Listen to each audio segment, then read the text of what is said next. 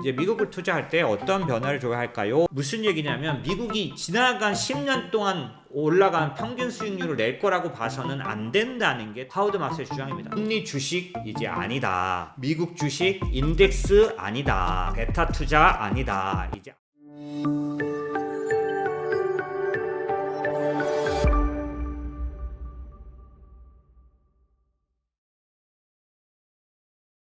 그렇게 생각했을 때 미국 주식의 투자 전략 변화가 필요할까요? 네, 필요합니다. 그래서 좀 말씀을 드리는데 이제 미국을 투자할 때 어떤 변화를 줘야 할까요? 라고 한다면 상황이 바뀌었다는 겁니다. 이게 이제 그 하워드 막스의 메모 얘기, 그 다음에 시체인지 얘기는 지금 제가 2년 전에 드렸어요. 세상이 변했다는 거죠. 이게 이제 하워드 막스가 중간에 말한 같은 행동을 반복하면서 다른 결과를 기대하는 건 비합리적이다. 맞죠? 행동은 그대로 하면서 다른 결과가 올 걸 기대하면 안 돼. 행동을 바꿔야 결과가 달라지죠. 마찬가지로 환경이 변했음에도 불구하고 계속 같은 전략을 유지한다면, 환경이 변했는데 같은 전략 유지하면 당연히 결과를 기대해서는 안 되는 거죠. 앞으로 투자자들은 과거와는 다른 환경에 직면할 것이며 금리 하락기에서 최고 효과적이었던 전략이 최적의 선택이 될 거라고 믿어서는 안 된다라는 거고요. 폴 세뮤얼슨이라고 경제학 교과서를 쓴 사람이죠. 폴 세뮤얼슨이 뭐라고 말하냐면 상황이 바뀌면 나는 내 생각을 바꾼다. 당신은 안 그런가? 이렇게 물어봤습니다. 예, 상황이 바뀌면 생각을 바꿔야죠. 상황이 바뀌었다는 겁니다. 하워드 막스가 말하는 상황, 하워드 막스는 그동안 수십 년의 세월과는 다른 세상이 왔다는 겁니다. 그러니까 미국 투자 전략이 바뀌어야 되는데요. 다른 세상이 뭘까요? 지속적으로 내려만 가던 금리, 그 다음에 제로까지 내려갔던 저금리 시대는 이제 끝났다는 겁니다. 자, 보시면 추세적으로 여러분 그래프 같은 거 배우셨나요? 그래프 추세가 깨지고 있죠. 뚫었죠, 여기를. 예, 그렇기 때문에 하워드 막사는 이제는 저금리 시대가 아니라는 거죠. 중금리, 중물가 시대라는 겁니다. 자, 그런데 이렇게 오랜 동안 내려가는 금리, 저금리, 제로금리 이런 것들이 뭘 만들었냐? 이 커브를 만들었다는 겁니다. 이전에도 미국 시장은 많이 올랐었습니다. 좋았어요. 이렇게 90년대에도 좋았고 그 전에도 좋았습니다. 그런데 그 커브를 한번 보십시오. 장기 호황이 이때 왔어요. 이때가 언제인데? 금융위기 이후. 이때가 무슨 상황인데? 예, 양적 완화와 제로금리 시대입니다. 이 급커브를 만들어낸 건 저금리였다는 사실을 여러분이 알기 바란다는 거죠. 무슨 얘기냐면 미국이 지나간 10년 동안 올라간 평균 수익률을 낼 거라고 봐서는 안 된다는 게 트럼프의 주장입니다. 아니죠. 하워드 막스의 주장입니다. 적극 동의합니다. 자, 또 다른 증거를 대드릴게요. 브리지워터스라는 해치펀드는 1970년대부터 15년씩 끊어봤을 때 최근까지 기간의 수익률이 미국 주식 관련해서는 제일 높다는 겁니다. 보십시오. 그 어느 때보다도 가파른 상승을 2010년부터 24년까지 12.2% 이건 어떤 거냐면 수익률 평균의 2배 이상 오른 거예요. 그래서 많은 사람들이 어떻게 생각하냐면 미국 주식이 다야. 미국 주식도 특히 인덱스 투자하면 돼 라고 많이 얘기했다는 겁니다. S&P 500만 투자해도 이렇게 수익을 얻을 수 있어 라고 해왔다는 겁니다. 그러나 그런 시대는 끝났다는 겁니다. 보시면 이 정도 상승은 2000년 초 닷컴 버블 때나 한 번 있었던 상승이었다는 거죠. 근데 이 상승이 왜 왔다고요? 하워드 막스가 그랬죠? 제로금리, 무빙워크 때문에 왔다는 겁니다. 무빙워크처럼 주식이 마구잡이로 오를 수 있는 쉽게 무빙워크에 올라타면 내가 걷는 것보다 편안하게 훨씬 빨리 가죠. 그런 당신이 투자를 잘해서가 아니라 미국 주식시장이 이 최고의 상승 기간을 가졌었다는 거고 그 이유는 뭐라고요? 저금리, 제로금리였다는 겁니다. 이제 저금리, 제로금리가 끝났기 때문에 무빙워크는 더 이상 주어지지 않는다는 겁니다. 그럼 어떻게 해야 될까요? 브리지워터스는 뭐라고 말하냐면 명시적이든 암묵적이든 투자자들은 강력한 주시 성과가 계속될 거라고 믿었고 미국이 다른 국가에 비해서 계속 좋을 것이라는 데 베팅했고 그렇게 해왔지만 이제 상당히 올랐기 때문에 더 아웃퍼폼을 이어가기는 어렵다. 최근 엄청난 수익을 이어가려면 출발점이 낮은 밸류에이션, 쉽게 말하면 충분히 떨어지든지 아니면 인플레이션이나 패드 긴축을 유발하지 않은 길고 강력한 성장, 기업 세금 인하, 세계화, 신기업 정책이 다 합쳐져야 될 수 있다. 그러므로 이제부터는 주식이 하락할 수 있는 상황에서 자산을 보호할 방법을 찾아야 한다. 이게 무슨 말이냐면 이렇게 강력하게 오르기만 하지 않고 내려가는 기간도 생기고 이 올라가는 경사도 이 경사 이전의 경사하고는 비교할 수 없는 올라가면 내려가죠. 올라가면 내려가잖아요. 계속 오릅니다. 거기다가 이런 경사를 올라가는 거는 사실상 불가능하다는 거죠. 그런데 이렇게 된 것만 봤던, 지나간 10년만 봤던 사람들이 S&P 500 인덱스에 투자해야 돼 라고 믿고 있다는 겁니다. 나쁘다는 뜻이 아니에요. 과거와 같은 무빙 워크는 주어지지 않는다는 겁니다. 그래서 지난번에 제가 말씀드린 것처럼 옛날에는 T나 There is no alternative, 대안이 없어요. 주식밖에는. 2014년부터 22년까지는 S&P 500을 하는 거 말고는 채권은 도움을 못 줬어요. 그런데 그 이전 시대에는 S&P 500하고 채권을 같이 하는 게 더 낫고, 심지어는 채권과 주식만 하는 게 아니라 20%의 대체 자산까지 같이 포트폴리오를 다각화하면 훨씬 더 좋은 성과를 냈어요. 섞었더니 훨씬 더 좋아졌다는 겁니다. 이제 그런 시대가 왔다는 거죠.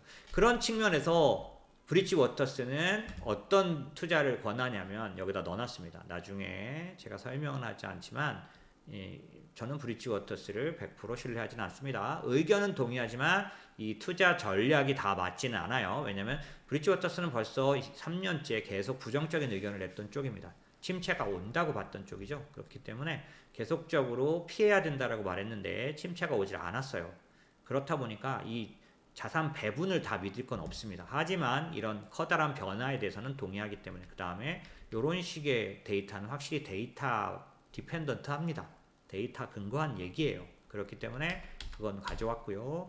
자, 그래서 제가 전에 한번 말씀드렸죠. BDC 같은 그런 인컴형 자산에다가 포트를 다각화하십시오라고 말씀드렸고, 인모스도 지금 고스란히 하락 가운데 있지만 또 다른 포트를 자기 자산 가운데 갖고 있는 분들은 훨씬 덜 떨어지고 훨씬 다르게 움직입니다. 그건 뭐 연금 자산 설명 때 드렸어요. 그래서 얘만 사는 걸 원하는 게 아닙니다. 주식, 채권, 그 다음에 이런 인컴형, 그러니까 뭐 주식을 가져가더라도 인컴형을 같이 가져가는, 아까 말씀드렸던 이런 포트폴리오 30, 50, 20 이런 것도. 저 인모스 같으면은 성장형 포트, 인컴형 포트 같이 이렇게 가져가는 이런 걸 말하는 겁니다.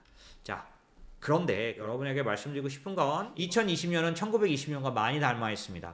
전에 한번 두세 번 전에 그 시황 때 제가 뭐라고 했냐면 로링 20, 광란의 20년이 지금 우리가 많이 참고하는 그때 상황과 비슷하다라고 했는데, 그 광란의 20년대 초반에 관세가 부과되기 시작했다는 사실을 여러분 잘 모르고 계실 겁니다. 그러므로 관세는 기술 혁신과 만나면 추세적 영향이 아니라 마찰적 영향이 될 가능성이 충분히 있습니다. 근데 이 기술 혁신이 뭘까요? 인공지능이요. 여기 보시면 이 20년대에 관세가 매우 높았고 관세가 이슈가 돼서 시장을 많이 혼란스럽게 했었습니다. 그러나 보시면 20년대 주식 상승은 이렇게 엄청납니다. 다우존스 보십시오. 4배, 5배가 오르죠. 엄청난 상승을 합니다. 이때 왜 그랬느냐? 산업혁명과 2차 산업혁명과 만났기 때문입니다. 자, 그래서 기본적으로 2차 산업혁명의 특징을 이제 제가 설명드리려고 했어요. 그래서 여러분에게 미국 투자 전략을 바꿀 때 첫 번째 알려드리고 싶은 거, 옛날에 온리 주식 이제 아니다. 인컴형을 같이 해야 된다라는 거와 두 번째 미국 주식 인덱스 아니다. 베타 투자 아니다. 이제 알파 투자해야 된다. 알파 투자하려면 어딘가 주도 업종, 주도 종목에 이제 투자하는 그런 알파 투자를 해야 한다라는 거고, 알파 투자의 영역이 어디냐? 인공지능이라는 겁니다. 왜? 산업혁명과 함께 20년대가 로링, 아주 들끓는 20년대가 됐던 것처럼 이 2020년대도 이 인공지능에 의해서 어느 정도는 크게 움직일 수 있는 폭을 갖고 있다는 겁니다. 다만 올해 트럼프와의 혼란과 여러 가지 것들이 미국을 쭉쭉쭉 기존의 2년간 쭉쭉쭉 뻗어 올리게 했던 것과는 다른 궤도를 가져갈 수 있다. 그래서 제가 지난 시황 때 말씀드렸죠. 상반기 약세, 하반기 강세를 저희는 예측한다라고 말씀드렸던 건 그런 의미고요. 자, 그럼 산업혁명을 투자하려면 어떻게 해야 되느냐? 이 네 가지를 투자해야 된다는 거예요. 산업혁명의 핵심 투입물이 뭔가를 찾아야 돼요. 두 번째, 이 산업혁명은 반드시 동력, 에너지와 연관됩니다. 세 번째, 금융혁신이 같이 일어나고, 네 번째, 기술을 활용한 세상의 변화가 옵니다. 예를 들면 자동차가 생겨서 자동차가 발명됐을 때 2차 산업혁명에 의해서 교외 지역까지 자동차를 가진 사람들은 살 수 있게 되면서 월마트라는 새로운 문화가 생깁니다. 지금도 미국은 월마트 가는 문화가 있잖아요. 그죠? 코스트코 가는 문화가 있잖아요. 그죠? 그런 월마트가 대표인 거야. 아무튼 그런 교외 지역이 성장하는 기회가 이 자동차에 의해서 왔던 것처럼 기본적으로 1차적으로 지금의 인공지능도 모든 산업혁명과 동일하게 트랜스포테이션과 같이 나타날 거다. 그래서 1차적으로 지금 인공지능의 대표적 그러니까 그 트랜스포테이션 뭐예요? 전기차죠. 그죠? 근데 딱이 전기차라고 하기보다는 자율주행차라고 보는 게 좋겠죠. 자율주행에 관심을 가질 필요가 있습니다. 자, 이 산업혁명은 반드시 5가지가 같이 일어납니다. 트랜스포테이션, 교통수단이 변화가 오고, 혁신이죠. 디바이스, 에너지의 변화가 오고, 그 다음에 재료, 그 자원이 변화가 오고, 어플리케이션, 킬러 어플리케이션이 반드시 나타납니다. 인터넷 시대에서는 그 스마트폰이 나타났죠. 예, 그런 것처럼 기본적으로 이런 거를 동반하는데 지금 인공지능의 앞부분에서 봤을 때 트랜스포테이션은 뭘 것이며 디바이스는 뭘 것이며 에너지 변화는 어떻게 올까라고 작년도에 인모스가 그래서 어디에 많이 투자했죠? 전력에다 많이 투자했습니다. 사실은 기술주를 위주로 투자해오던 과거의 형태를 바꿔서 전력 산업에 상당히 많이 투자했습니다. 왜? 인공지능의 투자 중에 꼭 기술주만이 아닌 에너지에 투자하는 게 있기 때문에 여전히 25년도에도 인모스는 에너지에 대한 관심을 갖고 있습니다. 왜? 혁신의 시대이기 때문에. 자, 그런데 이제 그 혁신의 시대가 아주 뜨겁게 달아오르는 계기가 있어요. 그게 뭐냐면 규제가 완화될 때입니다. 규제가 완화될 때 이런 건 어떤 거냐면 기본적으로 사실은 자동차 산업은 영국에서 먼저 발명되고 활성화됐습니다. 왜냐하면 2차 산업혁명이 영국 중심으로 나타났으니까요. 그런데 실제 자동차 산업은 미국에서 꽃을 피웠습니다. 왜일까요? 영국은 기득권 세력들에 의해서 이 자동차가 돌아다니지 못하는 법이 생겼어요. 그게 뭐냐면 빨간 깃발법이라는 겁니다. 빨간 깃발법 뭐예요? 예, 레드 플래그 액트라고 해서 빨간 깃발법이라고 하는데 이 빨간 깃발법이 뭐냐면 자동차가 다니려면 한 명이 앞에 서서 빨간 깃발을 흔들고 다니면서 말들이 피해가도록 해야만 자동차를 몰고 다닐 수 있다. 이게 법이에요. 그래서 어떻게 다니라고요? 4마일로. 시내는 2마일로 다니라고 하니까 누가 다니겠습니까? 이 불편한 걸 누가 하겠어요? 그래서 영국에서는 자동차 산업 사양. 그런데 미국은 어떻게 했는데요? 미국은 그걸 갖고 와서 자동차 사고가 날 수 있는 거는 어쩔 수 없다. 그걸 줄이는 게 더 중요하다. 그래서 뭘 만들까요? 자동차 도로교통법을 만들고 그 다음에 사고가 생기면 보완하는 보험을 만들어냅니다. 그래서 자동차 산업이 미국에서 꽃을 피웠던 거죠. 자율주행도 지금까지는 영국처럼 기득권들에 의해서 그 다음에 사고가 많이 난다라는 그런 문제 때문에 규제 완화에 갇혀 있었지만 지금 이제 어떤 시대인가요? 일론 머스크가 미국의 2인자가 되는 시대다 보니까 어때요? 규제 완화가 이제 본격적으로 일어납니다. 그렇기 때문에 커다란 변화가 예고되고 있죠. 그 시장은 이런 식으로 커질 걸로 보여진다. 자동차 시장, 로보택시 시장, 휴먼 로봇 시장이죠. 뭐 이게 차례차례 될 것 같지는 않고요. 지금은 사실 저희 같은 사람들은 로봇에 관심을 좀 갖고 있습니다. 왜냐하면 이 로봇이 여러분 떠올리는 건 휴머노이드일지 모르지만 로봇은 휴머노이드 기술 많이 문제가 되지 않고요. 피지컬 AI, 그 다음에 액추에이터, 배터리 이 세 개 시장이 결합돼야 로봇 시장이 활성화되는데 피지컬 AI도 상당히 할 말이 많고 액추에이터 시장, 요거 이제 일본에 있는 로봇 기업들이 세계 최강입니다. 이런 시장, 그 다음에 당연히 배터리 기술이 굉장히 중요한 시장이 옵니다. 이런 것들이 지금 준비하고 있기 때문에 기본적으로 이 아까 트럼프가 내는 그런 노이즈 막 이랬다 저랬다가 막 그게 너무 지겨워서 시장을 떠나고 싶을 수 있는데 떠나지 말고 지금 좀 말씀드린 것처럼 기본적으로 이 혁신 기술의 알파 투자, 그러니까 AI에 관련된 관심을 잊지 말아야 합니다. 자, 그 다음에 마지막으로 중국 투자와 유럽 투자를 말씀드려야 되는데 그냥 간략하게 말씀드리고 다음번에 조금 더 정확히 말씀드리겠습니다. 중국 투자 포인트는 뭐냐면 양회가 끝났어요.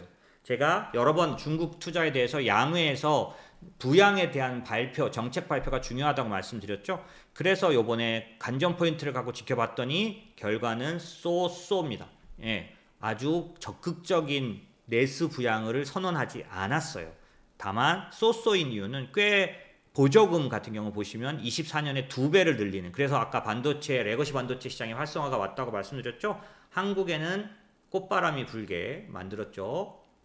이런 건 정도는 되지만 전체적으로 보면은 쏘쏘 아주 적극적인 부양은 발표하지 않았습니다. 그래서 특히 보시면 성장률 전망치라든지 그 다음에 주택 거래가 일손만 회복이 되고 있어요. 이거는 중국의 부동산 문제를 아직 정부가 건들지 않겠다는 얘기입니다. 아주 최대 적극적인 부양을 발표하진 않았다는 얘기죠. 그래서 소비란 얘기를 많이 언급하기는 했지만 과거에 비해서 24년에 비해서 많이 언급하긴 했지만 직격탄은 아니기 때문에 결론적으로는 뭐냐면 아직 중국은 신기술에 자동차 그러니까 로봇, 인공지능 뭐 이런 기술에 아직 투자할 정도의 상태일 뿐 거국적인 소비에 투자할 그런 상황은 아니다라는 게 결론입니다. 그러니까 뭐 이 시장에서 자료를 보실 때 이제 중국의 소비가 활성화되는 거에 투자해야 된다라고 한다면 저는 반대다 이렇게 말씀드릴 수 있고요. 자, 유럽 투자 아까 이제 말씀드렸습니다. 다음번에 꼭 말씀드려야 되는 게 유럽은 얘기가 깁니다. 저는 이번에 트럼프의 그런 이상한 미치광이 행동을 통해서 어떤 일이 발생했다고 생각하냐면 드라기 모멘트가 왔다고 생각합니다. 드라기 모멘트는 뭐냐면 2012년도에 드라기가 중앙은행장이었을 때 whatever it takes 뭐든지 하겠다를 선언합니다. 자, 이 whatever it takes의 드라기 모멘트가 이번에 광인 전략이든 뭐든 트럼프가 열받게 하는 것 때문에 독일이 이제 각성 뭐라 그러냐 각성 맞나요? 예, 이렇게 각성해가지고 완전 다른 보시면 여기서 보시는 것처럼 독일은 맨 꼴등이었죠. 재정 정책에 있어서 그죠? 그런데 지금은 어떤 선언을 했습니까? 770조를 투입하겠다. 빚을 내겠다. 그래서 그런지 독일 시장이 상당히 오르고 있고요. Make Europe Great Again이라는 말이 생겨났죠. 이 말들은 이런 식의 모습을 나타납니다. 라인메탈이라는 독일의 방위산업주는 6개월 60% 수익이 내고 있고요. 방산업체 주가 상승률이 상당히 괜찮은 편. 대표적으로는 지금 이제 뭐 유럽의 방산이 움직이고 있습니다. 그런데 기본적으로는 어떠냐면 유럽에 상당한 변화를 예상할 수 있습니다. 그렇기 때문에 아까 제가 말씀드렸던 저기 있죠?